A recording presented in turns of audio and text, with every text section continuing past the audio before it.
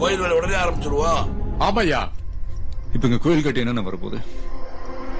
போன அந்த குழந்தைங்களோட உசுறு திரும்ப வந்துருவா. அவன் சொன்னால அந்த டாக்டர் 10 நிமிஷத்துக்கு முன்னாடி ஒருத்தர் உசுறு கொடுத்துருப்பேன். இங்க கோயில் கட்டக்கூடாதுன்னு ஆஸ்பத்திரி கட்டணும்னு. தளபதி, நீங்க கோவத்துல பேசுறீங்க. கோயில் வேலை நம்ம கட்டிடலாம். ஆஸ்பத்திரி பெரிய விஷயம்ப்பா. அதெல்லாம் அரசாங்க தலை தர முடியல. நாம என்னத்த பண்ணி ஆகிரபட்ச பேசுங்கப்பா. ஆளாளுக்கு ஒண்ணு பேசிக்கிட்டு.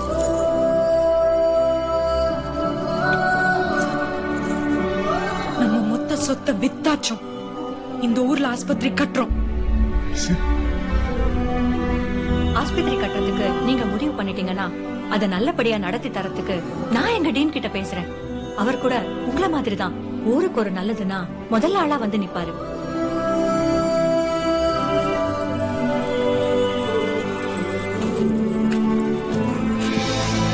இனிமே இந்த ஊர்ல ஒரு உசுறு ஆனாமத்த போகாதரா. ஆஸ்பத்திரி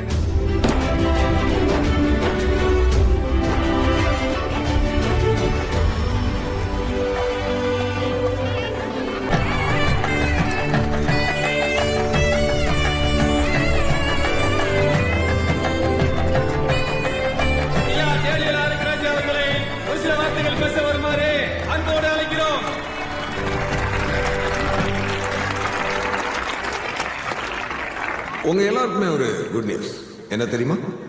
முதல் 3 மாதத்திற்கு உங்க எல்லாருக்குமே இலவச மருத்துவம். கூடிய சீக்கிரமே லண்டன்ல இருக்க ஹாஸ்பிட்டல் யாரா இருந்தாலும் அவன்கிட்ட எதையுமே எதிர்பாராம அவனுக்கு என்ன வேணுமோ அத பண்ணிட்டு அதை செய்வாங்கன்ற நம்பிக்கை எனக்கு இருக்கு.